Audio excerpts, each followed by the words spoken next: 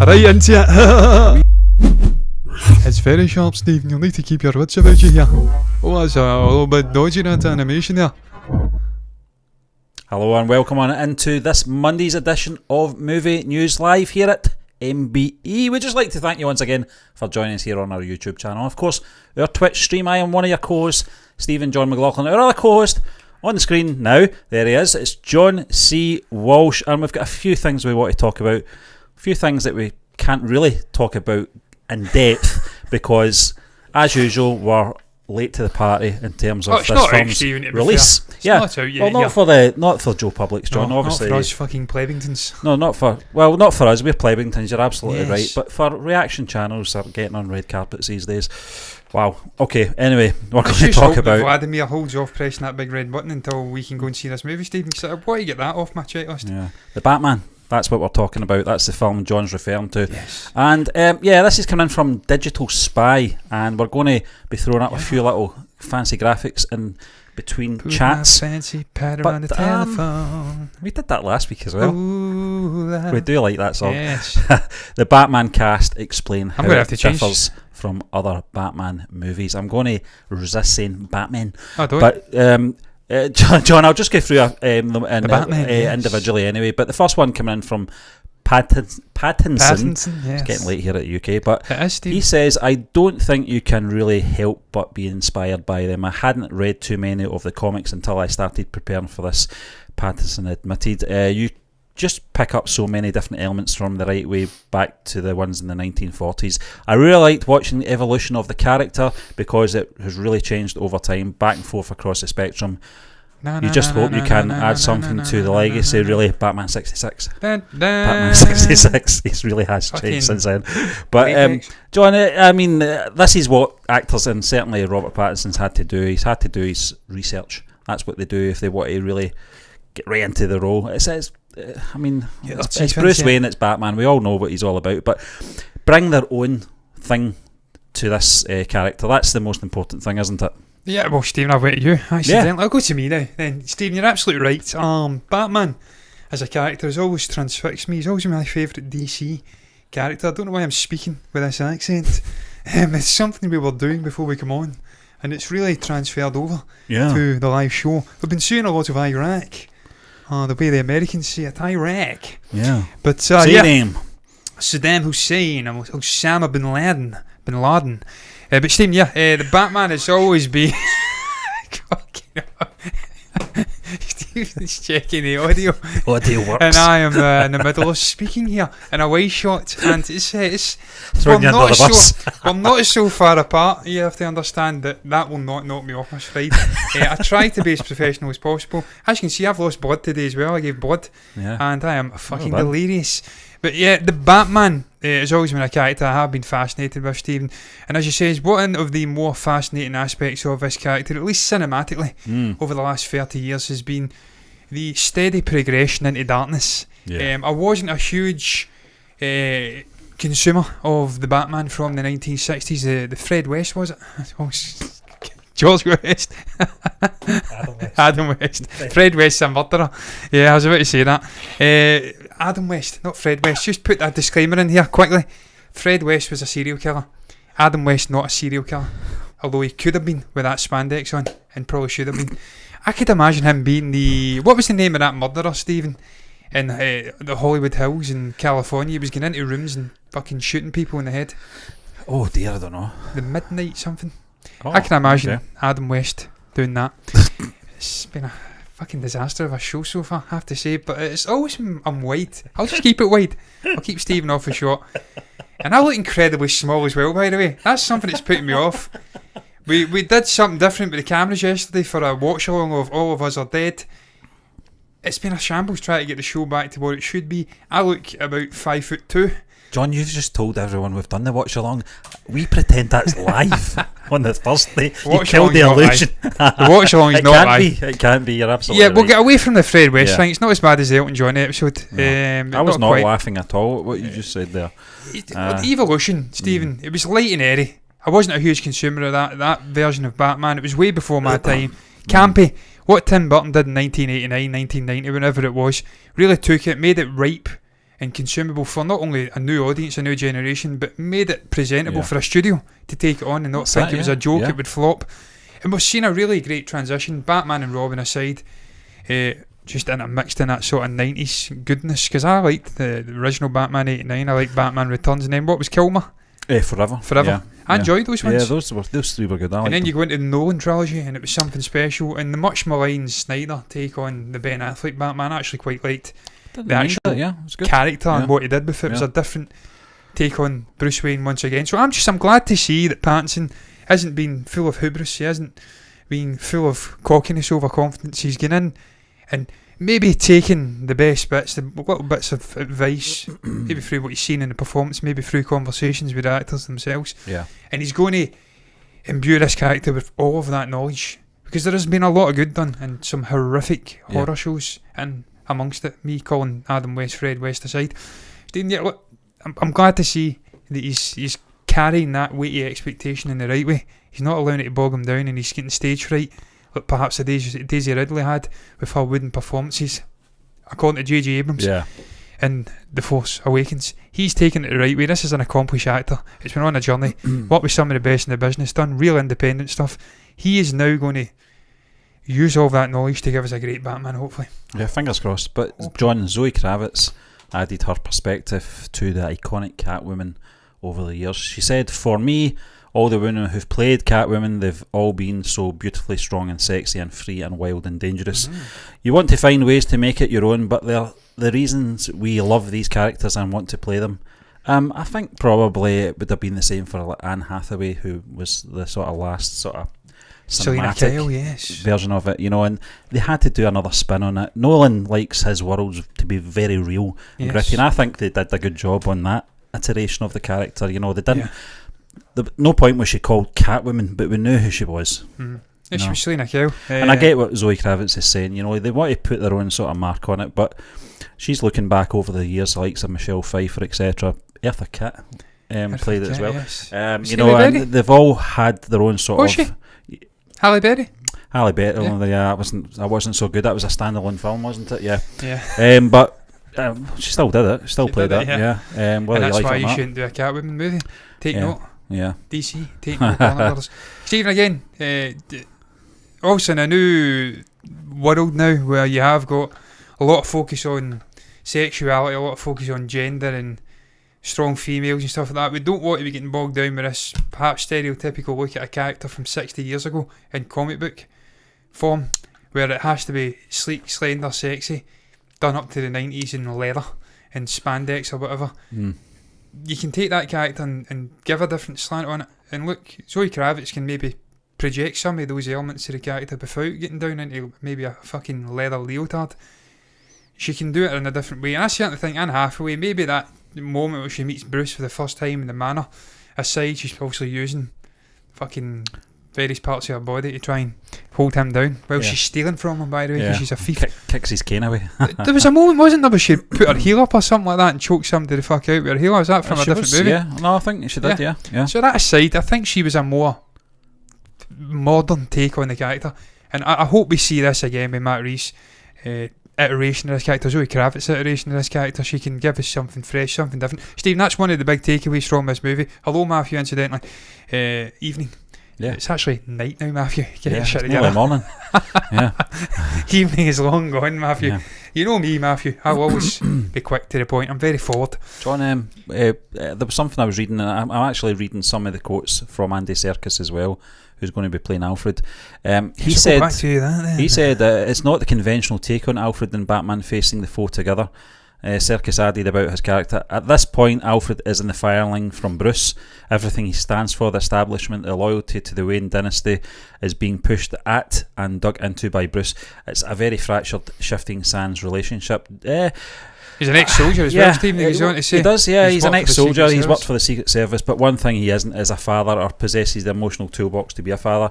That is really what's at the core of this telling of the tale of our version of their relationship, and I'm thankful that it's a fresh view. Really, I don't know, John.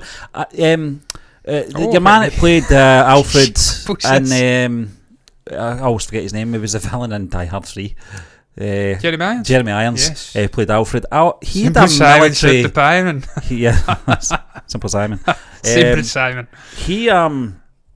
He had that kind of angle going on, though, a sort of military sort of vibe to him. John, Gotham as well, Steve. Yeah, exactly. And when I read Serkis's quotes earlier, the first thing I was thinking, I hope they're not going to get back to the Alfred of the Tim Burton films. Michael Gough, who he's a fantastic actor, John. But gentlemanly sort of. It was a butler. Fucking butler, yeah. He was a butler. You know, that's what he was until the fourth one, where they fucking made him an uncle to Batgirl or whatever the fuck she was called. I can't even remember what it's called. Alicia Silverstone, the character. It's terrible. He was an abomination, Steve. It was a good actor, but that's what I thought. Please don't go back to that. But I'm glad to see that they're sticking to some of the sort of ingredients we got in the Jeremy Irons one. Evening, Derpy. Welcome in. Derpy. It's probably evening where you are, I presume. We're not going to get too anal about evening. It's my evening's beginning. Yeah. I got my bed at 4 in the morning. I don't give a fuck. Although I look as though I should be going to my bed just now. I look very tired. Stephen, again, you know my love for Andy Serkis, to the point where I delivered to a guy, aside from this, who looked incredibly like Andy Serkis, and I think I called him something else. It was like some lead singer of a punk band. Okay. It's like the Fred West thing again. I tend to put my foot in it. I love Andy Serkis. I think he's a great actor. Turned into a really decent director as well. King of Mocap.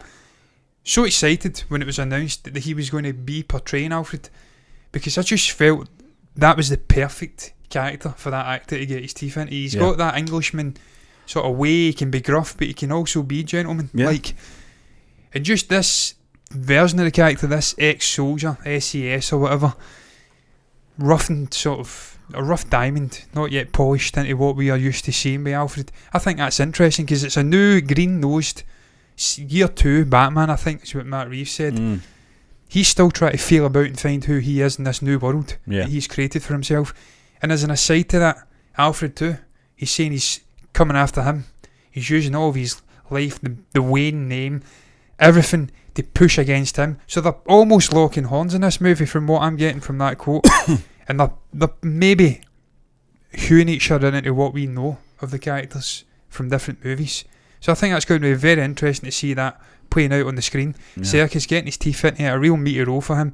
Being this rough, cold fish ex-soldier who wants the best for Wayne, but at the same time becoming the character we know so well. I cannot wait to see it, man. I cannot wait to see his take. I grew up with the young man. James Gordon as well. Commissioner, yes. Jeffrey Wright playing the character, John. One of the things, I think he was one of the first ones that was announced and cast, as I recall, from the sort of, I don't want to say side players, they're not side players, they're main players. But Commissioner's a big boy. But Jeffrey Wright said this as well.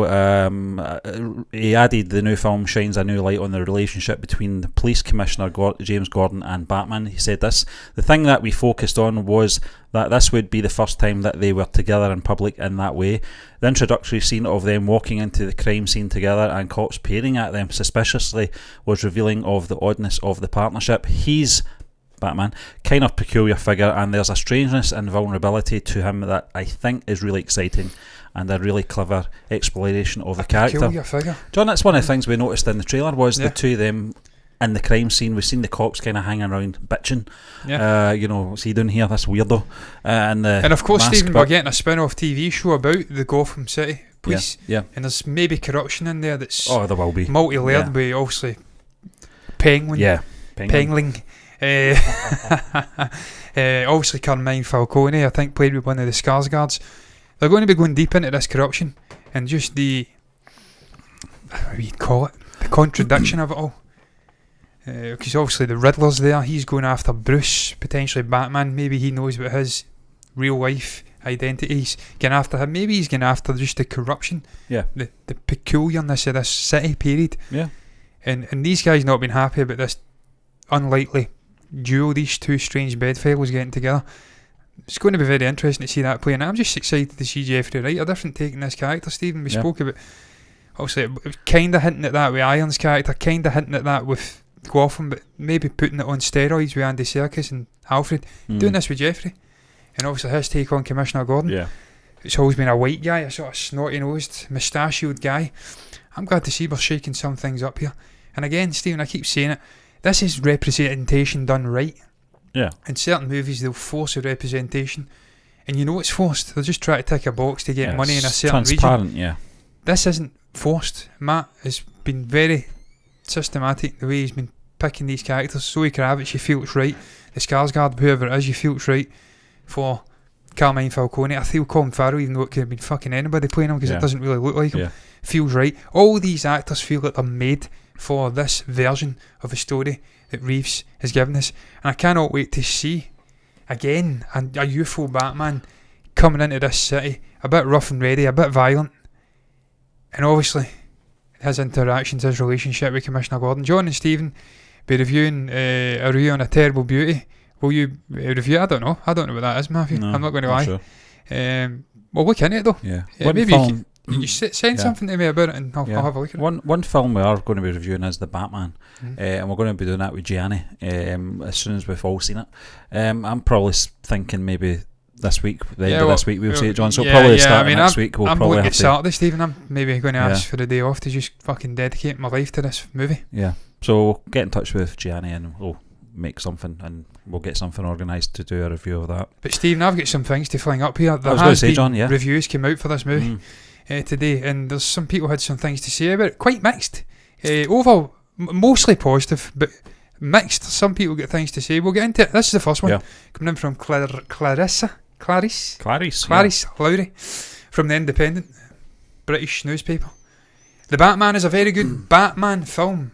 To think of it as anything more only leads to delusion or disappointment.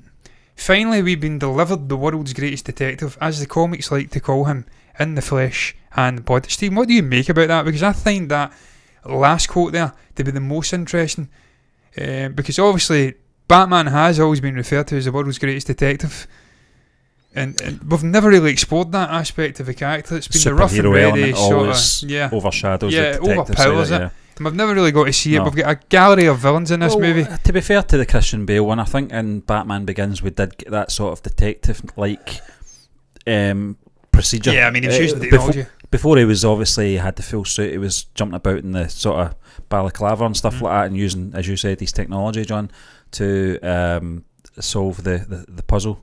But I think it's going to be more. The vibe I got from this, John, was Seven. That was the vibe I got. He says that last night as well. I think that's the way they're going to. This is going to be portrayed in terms of how, as a thriller and as a detective thread, a mystery thriller, you know, and that detective thread. But I think it's Stephen. if you're going to do it with Batman, you know. I'm convinced in my mind's eye there's going to be a Joe Chill thing going on in here. The gun on his chest plate. Yeah, that's the gun that killed his parents, and he's got this mission, this vengeance is the sort of thing that's been the keyword throughout this vengeance. I think even the fucking working title when they were shooting it had something related to vengeance. I think this character is going to be on a vengeance trail, try to get to the bottom of who was responsible for the death of his parents. The detective side of it is going to lead him to the corruption within Gotham with Falcone, Penguin, all of this stuff with the Riddler being a pain in the ass at the side. I think you're right, Stephen. Seven, the sort of killer out there taunting them. Is it the Riddler? Maybe they're doing that. Maybe the Riddler's a killer of his parents in this universe. I don't know if that even stacks up in the comics. Yeah. As I said, too fucking overwhelmed to even touch them. And you're right, maybe just pushing through all that detective stuff, the violence, the taunting from the Riddler. We'll get a sort of Seven vibe. 1916 Easter Rising. Matthew, I don't know. We'll tackle that on this channel. It's something I'd definitely look at, maybe, because it is an interesting story. Obviously a story I'm deeply interested in. I'm into history anyway, but I don't know if we'll touch on John, this I'm channel. also getting vibes of Zodiac as well. I don't know if you've seen that film or not. Is that was that Denzel? It was Robert Downey Jr., Jake Gyllenhaal, and Mark Ruffalo. I may have seen it. Do you know what it was 90s? Like? Yeah, in the early 2000s, mid-early 2000s. I might not have seen it. A fantastic one. It's a fantastic movie, John, and I think it's one of those ones loosely based on true events. It's like an X-Files episode, one of the standalone ones. That's what it's like. But John, I'm looking forward to it. I'm looking forward to see Robert Pattinson and what he brings to the character. That's the most important thing. I think everyone's expecting to see him perform. He's a great actor. We've seen him in so many independent films, away from obviously that other franchise we don't want to talk about, and he probably doesn't want to talk about Twilight, for that. But I think, John, this is hopefully the first movie of many films from Matt Reeves. I'm also interested to see Matt Reeves' direction in this. And we kind of get an idea of the look of this film, obviously, in the trailers. And we know that he can handle a blockbuster franchise, Stephen, because he did it with the Apes trilogy. Yeah. And he worked with Circus and that. Yep. Great effect. He played obviously Caesar. I love that trilogy and the evolution. And the way he bonded us to the Caesar character, I thought it was pretty special. If he can get anywhere near that with Batman, the darkness to it as well, John. Well, Stephen, that's something that came up in one of the reviews. And to be honest, I'm not going to touch on all of them. I'll try and find it. Maybe that, I don't know. And we're not touching on that. I don't know why I put that up. That's political. I don't want to do it. There was one of them. I'm not going to read all of these. There you go. Maybe this. A tortured Robert Pattinson goes even darker than The Dark Knight, which was pretty fucking dark. Yeah. Pretty violent. Fucking phones getting sewn into people's bodies and they were exploding. That was a pretty dark movie. Grounded, frequently brutal, and nearly 3-hour film noir that registers amongst the best of the genre. Yeah. That's Peter De Bruce of Variety. Stephen, that's touching into that darkness you're talking about. We do need it to go dark. I want to see this emo, tortured, peculiar man beating the living shit out of people, because he's taking it from an era of Batman that had, I don't think he had the no-kill policy at that point. The early iterations of Batman where he was killing people. Yeah. He was, until he became the guy we knew. But Stephen, there was another one I was going to touch upon. I don't know if it's this one. Yeah, the 3-hour long aspect. Before we move on, I know time's going on here, Steve. It's a soulful nocturne of corruption and chaos, and as much as I longed for a few more glimmers of humour, that's not the way we spell humour, incidentally. That's humor. So Hollywood reporter, so we'll let him away with it. At no point during the hefty 3-hour runtime did my attention wander. David Rooney said that. A couple other people touched upon the running time, and he says it was a bit long. Yeah. For me, I don't give a shit about runtimes, No. man. I will happily consume a 3-hour movie in a theatre if it's the Batman and it's very, very good. If the story's there, If John, the story's there, and by all accounts, most people seem to love this story. It's dark, it's a different take, and it's multi-performance, sort of ensemble performance seems to be there. So I'm looking forward to this. I'm not worried about the 3-hour runtime, and I'm glad that most of these reviews are suggesting that it is indeed a different take. Maybe not groundbreaking for some people, but fucking pretty good Batman movie. And ultimately, Stephen, all we need is a good Batman movie. We need a Batman movie, because we ain't had one in a decade. Yeah. A standalone Batman movie in a decade. We need to have a Batman movie, and fuck knows we need to get a Superman movie. Time is going on. Time is pressing, especially for Henry Cavill. But John, I think he's done. Well, we're doing a review for this anyway early next week. Probably maybe the weekend, actually. Maybe Sunday, I don't know. Depends. We've got scheduling things we'd have to move about, I suppose. But we're going to move on to our next topic, and we're talking about Squid Game. We're talking about Jung Ho-Yeon, who got emotional accepting her 2022 Screen Actors Guild Award. Now, John, we watched this earlier on. We did. And it's such an emotional clip, isn't it? It's only on for just over a minute. But it was the acceptance speech was it moved her to tears, and it just gives us another reason to talk about Squid Game, because we it's been about 5 months since we watched the series. We did the watch alongs. It was our first watch along, wasn't it? And what an emotional experience it was. She looks very different now, though, Stephen. Without that iconic now green tracksuit, and the hair, the kind of short haircut, she looks better there. Yeah, she's fantastic, John, and it was the ovation she got at the end as well was fantastic from her peers. Yeah, she definitely does, John. I think out with the main character, she was the sort of standout for me as well. Her performance throughout, and then the bit that all stands out to me was that was it episode 7? 6? Was it 6? Yeah. That was an amazing episode, but horrendous predicament they put all those people into, and hers was probably the most touching one. The other girl that she kind of bonded with. I'm trying to remember the other girl's name. I know she was Kang Sai-Buk. It was so sad, and her character throughout. It was very tragic, her sort of demise. At one point, I was actually hoping she would win. Because of her sort of. Her brother, wasn't it? Her younger brother. He was she defected from North Korea.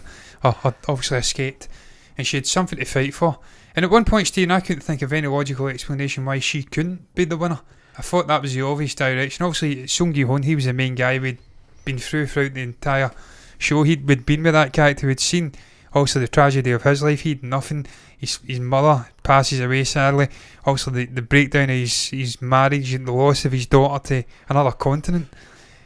I can understand why they gave that character in the end, but also the King Sai-byuk character was tragic. Yeah. The only one that really, still young, had so much to live for. Yeah. Had that emotional sort of breakaway moment in the swing park, I think it was, with her young brother. You've seen that, a brief look into that relationship and why it would have been a good idea for her to win.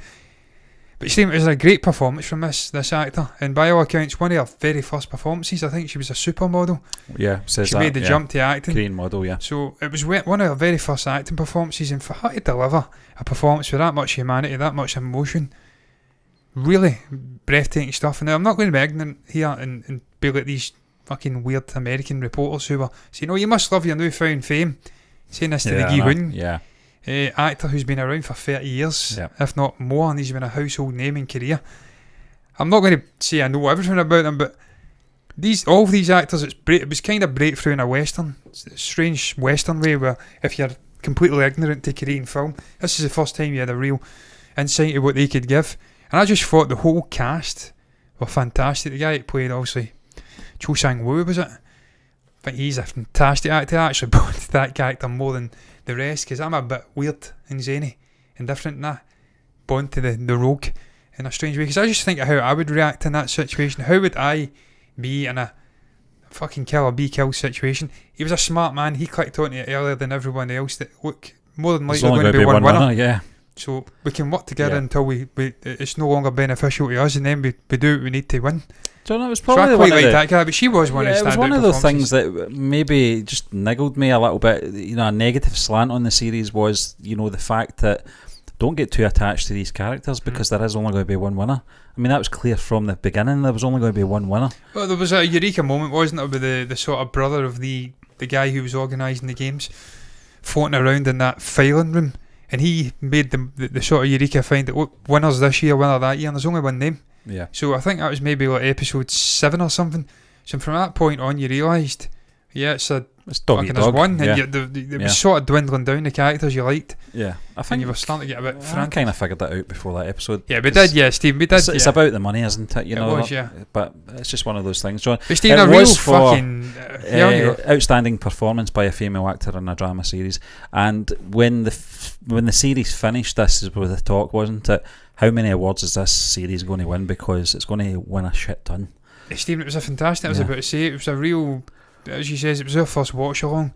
So I've got a real bonding to this TV show, and what it's taught us in terms of, well, me at least anyway, in the editing, obviously us in general, and watching these shows and how to react long form. I've bonded to that show and these characters and these actors, and I just loved the experience of watching it start to finish. It was fantastic, right down to the fucking that epic sort of ending at the first episode with the little doll turning around, the creepy singing and the shots. From that moment on, it had me transfixed. The acting was fantastic.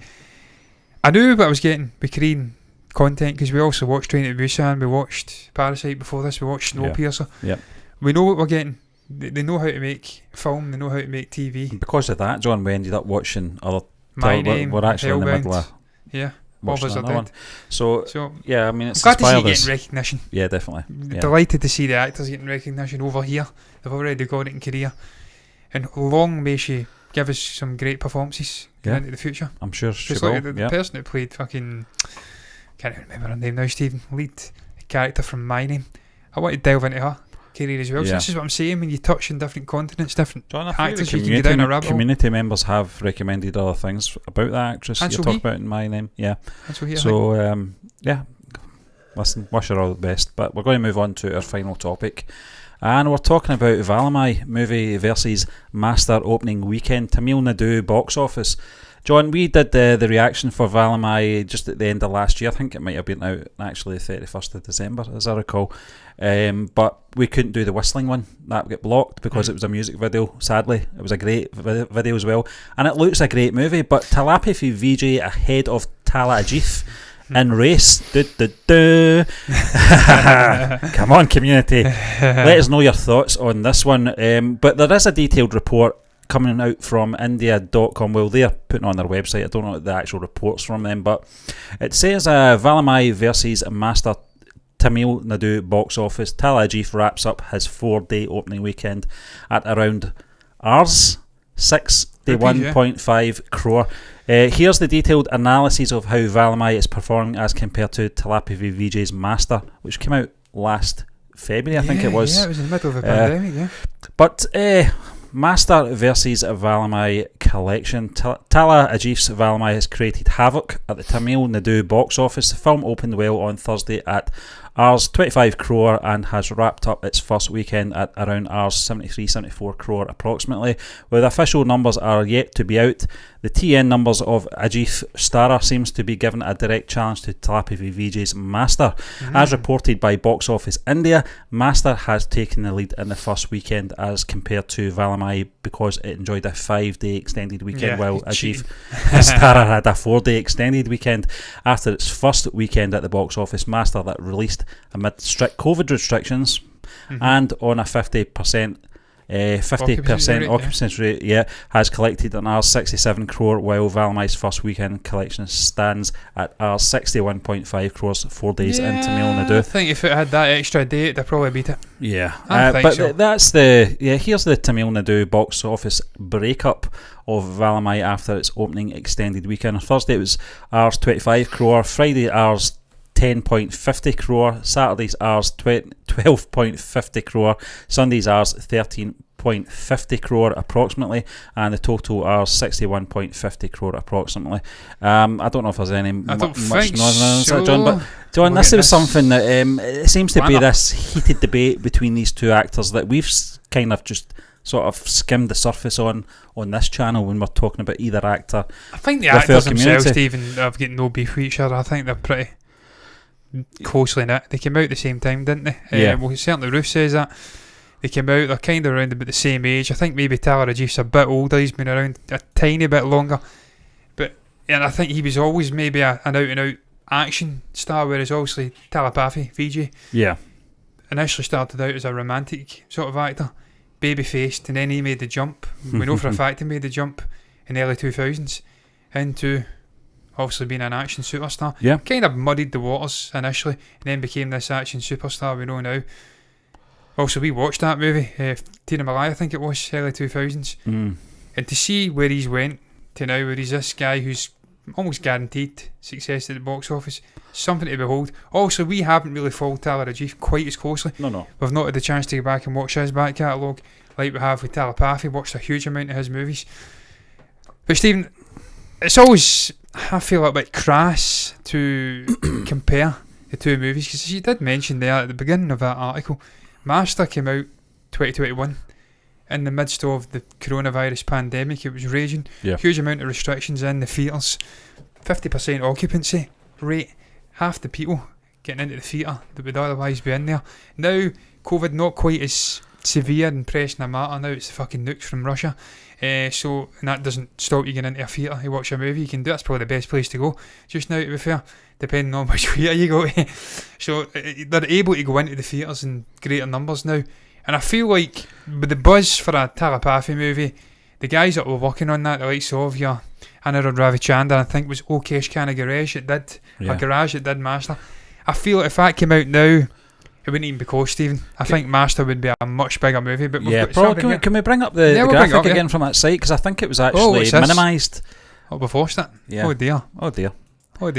Bear with me, Stephen. I'll go here and I'll bring it up. Don't worry about it. We'll get it. Well, John, while you're finding that just now, there is another bit, that it says in this article, interestingly, the audience in Tamil Nadu is divided between the fan following of Ajif and VJ Joseph, who are both touted as successors to superstar Rajinikanth at the TN box office. Both the stars enjoy a massive fan following in the state, and their films always initiate a big fan battle on social media. So that's what we want to bring, and I'll tell you something as well, we're going to put a poll on the community for this.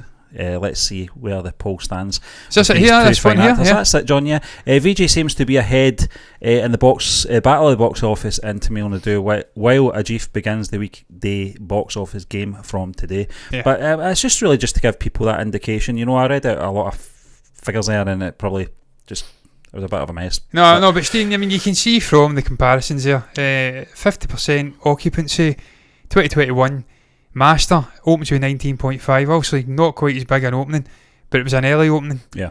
And you see throughout the other days, maybe aside from the Sunday, which was maybe more comparable with the Thursday with Master's above Valimai, and pretty much every other day other than the Sunday and the Wednesday, the opener. Yeah.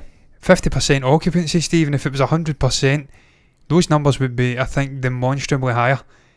And look, I don't know if that's maybe down to, I don't know, man, just maybe the afterburns of the COVID pandemic. There's maybe still vestiges there for Valimai.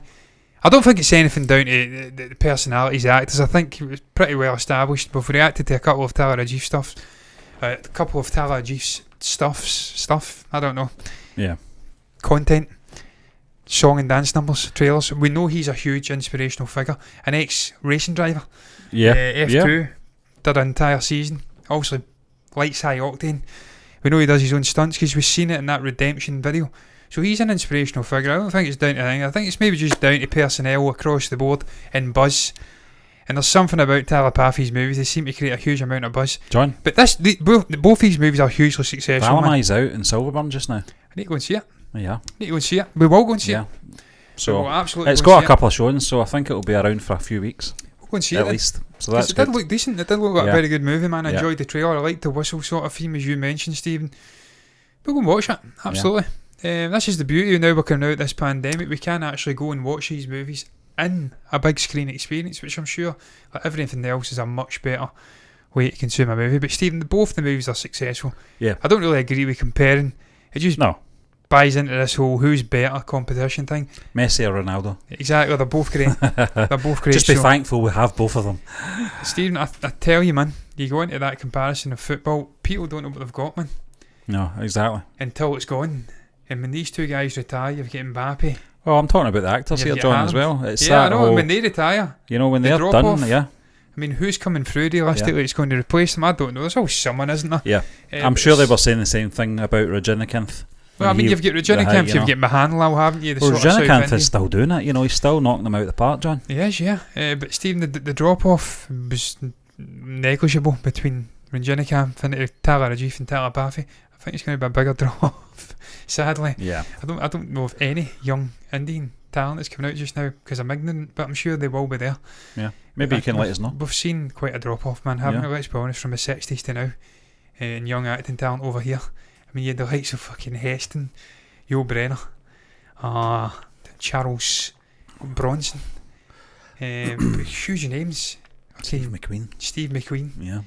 Who else? There's got to be other ones, man. James Coburn. Jim Stewart. Clint Eastwood. Was he not a fucking F1 driver? John Wayne and then what have we got now? Fucking hell. Yeah. George McKay. Pretty James good. Corden.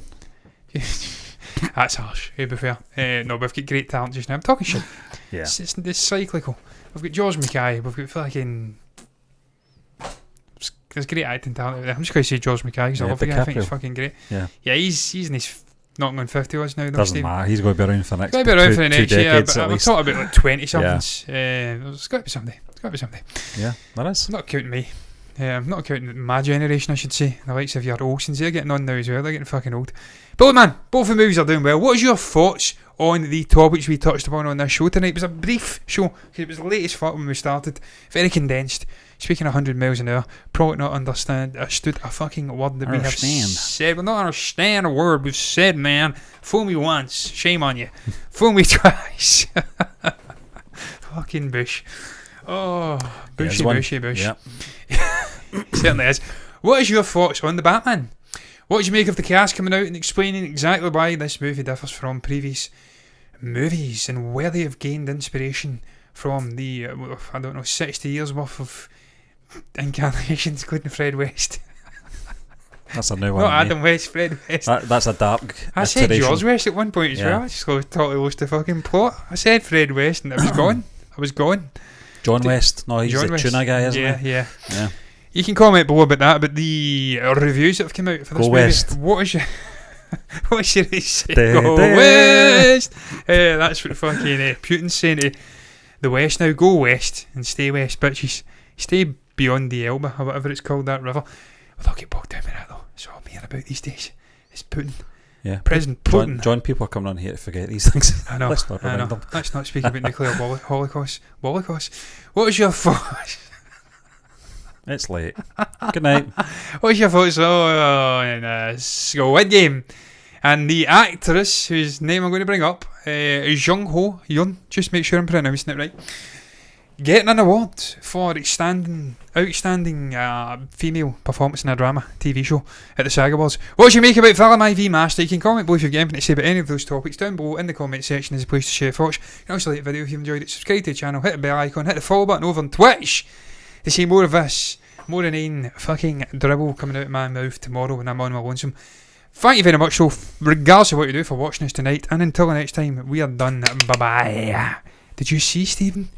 Did you see that Adam Sandler and whoever it was that played Shooter McGavin saber rattling over a potential Happy Gilmore 2? I'm flinging this in here before I mute because I'm going to talk about that tomorrow night and why I want to see that happening. Bye, guys.